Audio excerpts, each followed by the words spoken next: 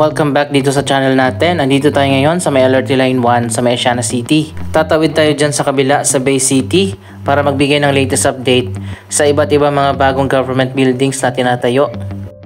Halos isang buwan na nga mula nang binuksan ang mga bagong stations ng LRT Line 1. Nasanay na nga yung mga commuters na dito na sumasakay sa Redemptor Station at sa iba pa mga bagong stations ng LRT Line 1.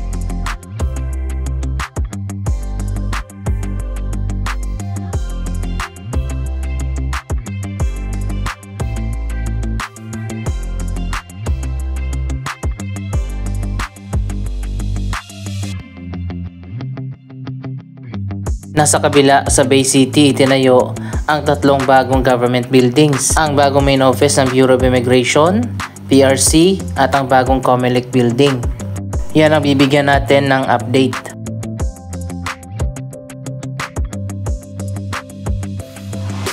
So far naging smooth naman ang opening ng mga bagong stations ng LRT Line 1.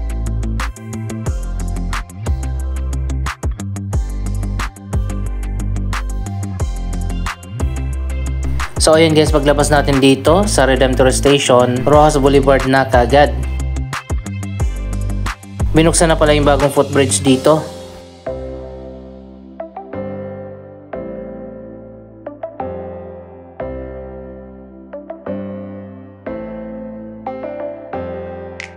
Ganun pa rin dito sa may Baclaran, marami pa rin mga vendors at sobrang crowded pa rin yung service road dito. May balak nga ang LGU ng Pasay at Parañaque na magtayo ng bagong public market.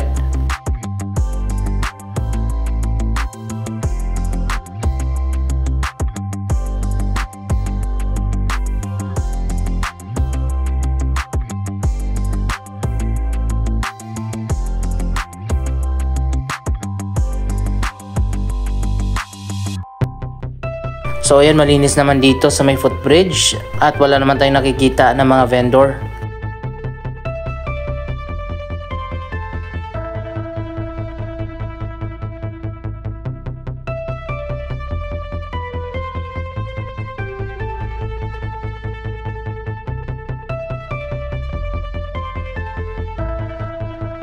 Puntahan na natin yung mga bagong government buildings. Tingnan natin kung natapos na ba.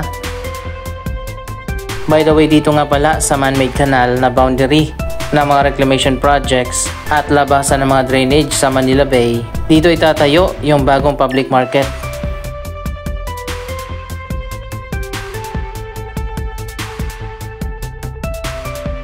Yung buong kahabaan nito ay hahatiin sa boundary ng Pasay at Parañaque. Napakadugyot, napakabaho ng lugar na ito. Mabuti naman magkakaroon na ng bagong project dito at matatakpan na itong mabahong kanal. Sana masimulan na agad ang proyektong yan para naman gumanda na ang lugar na ito.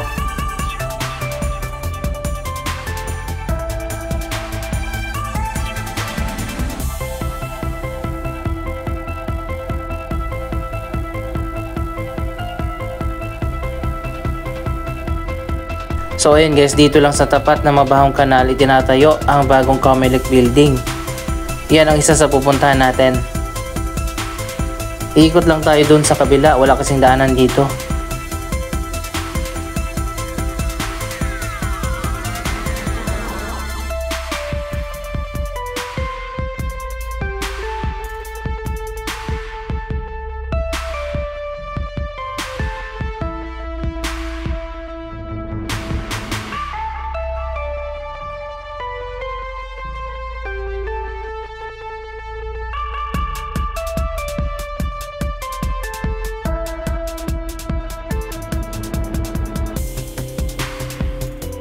Ito ang boundary ng Pasay at Parañaque. Maghahati sila dito sa bagong public market na itatayo.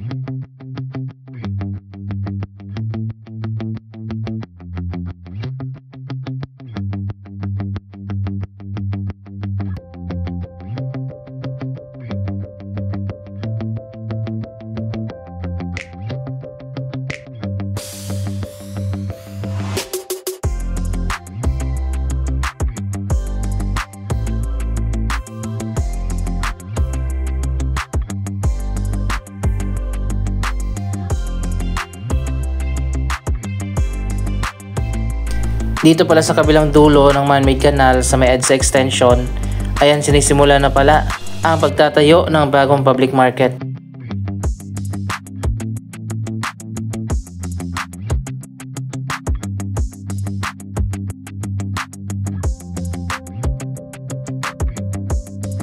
Ayan makikita natin ang mga bagong poste. Sa wakas ay matatakpan na rin yung mabahong kanal.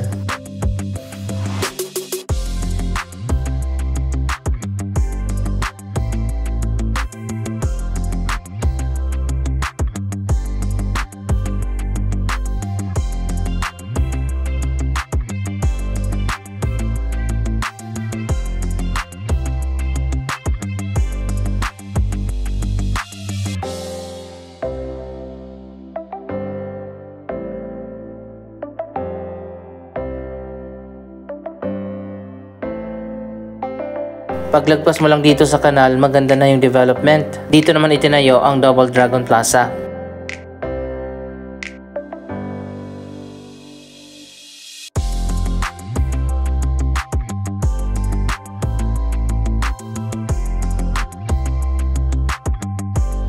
Dito tayo dadaan sa gitna sa may shortcut para mas mabilis tayo makarating doon sa mga bagong government buildings.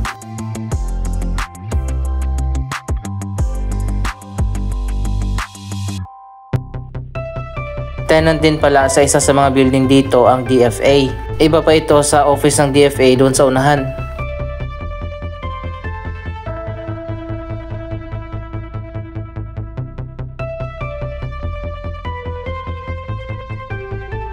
Ngayon lang pala ako nakadaan dito sa Double Dragon Meridian Park.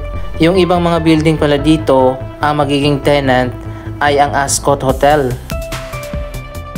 Ayan guys, makikita naman natin unti-unti na nga na ginagawa na bagong hotel ang ilan sa mga building dito.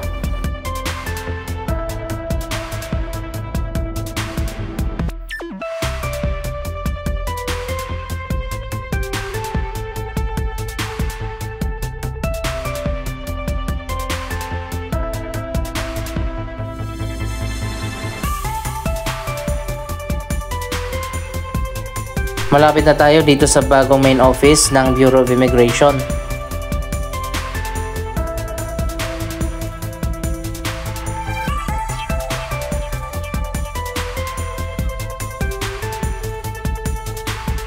So ayun guys, finally tapos na nga ang bagong headquarters ng Bureau of Immigration.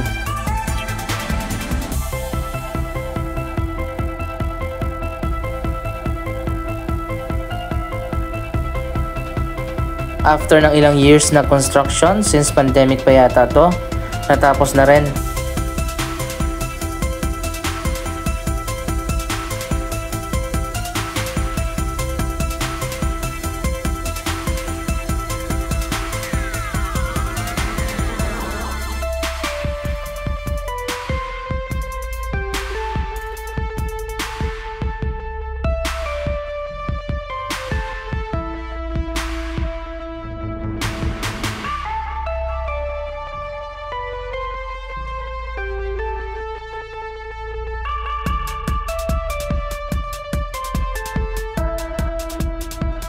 Dalawang building ang itinayo dito, isang main office at isang parking building.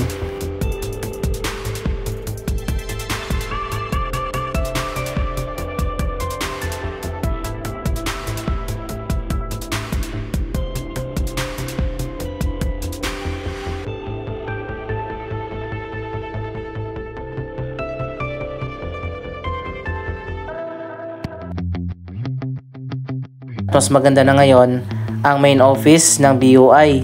Ililipat na nga dito ang central office.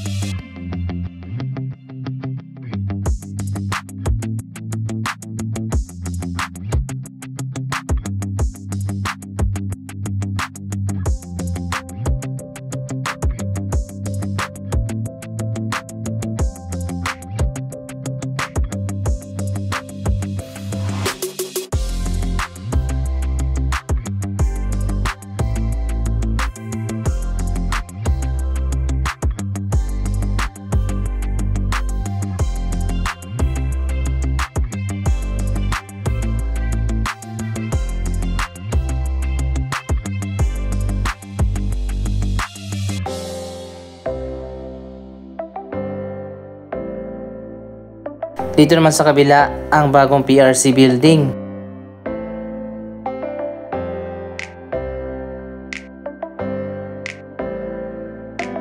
Sa ngayon matatapos na ang Building A. Dalawang building kasi ang itatayo dito na magiging bagong main office ng PRC o Professional Regulatory Commission. At dito naman sa kabila itatayo na ang Building B, ang Phase 2 ng proyektong ito.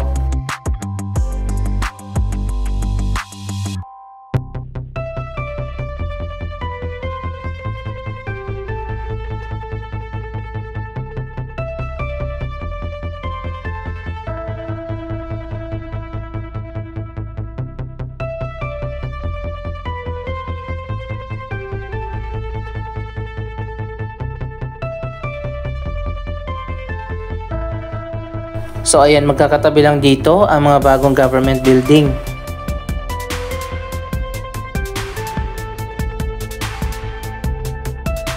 At dito naman sa unahan, katabi ng PRC building, ang magiging bagong headquarters ng COMELEC.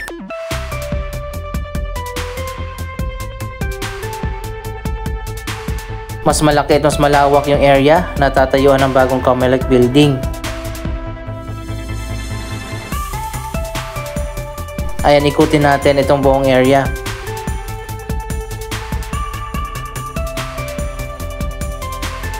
After ng ilang years, nagsimula na rin finally ang construction sa proyektong ito.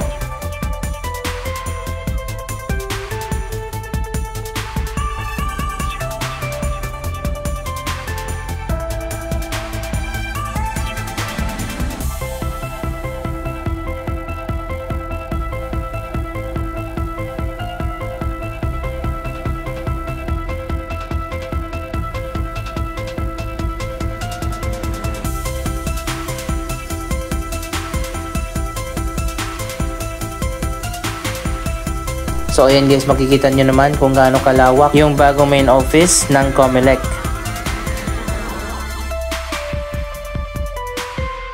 Kapag natapos na ang proyektong ito mula sa Intramuros, ililipat na rin dito ang main office ng COMELEC. May mga bagong condo na rin pala dito na natapos na.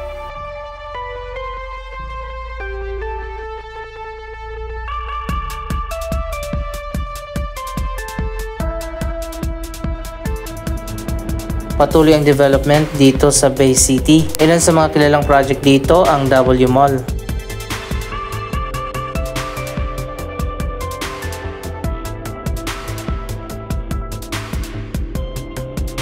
May supermarket dito sa baba.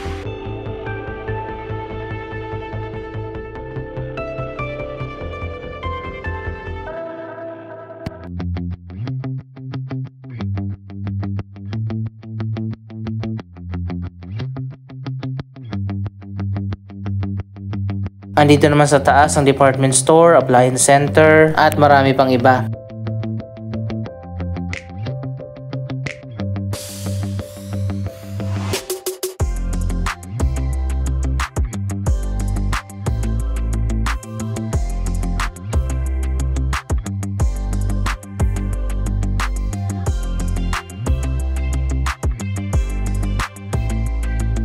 Anong masasabi nyo sa progress ng iba't ibang mga proyekto na tinatayo dito? Mag-comment lamang dyan sa baba ng inyong mga reaksyon. Maraming salamat sa inyong panonood. Don't forget to like, share, comment, at subscribe. Thank you for watching!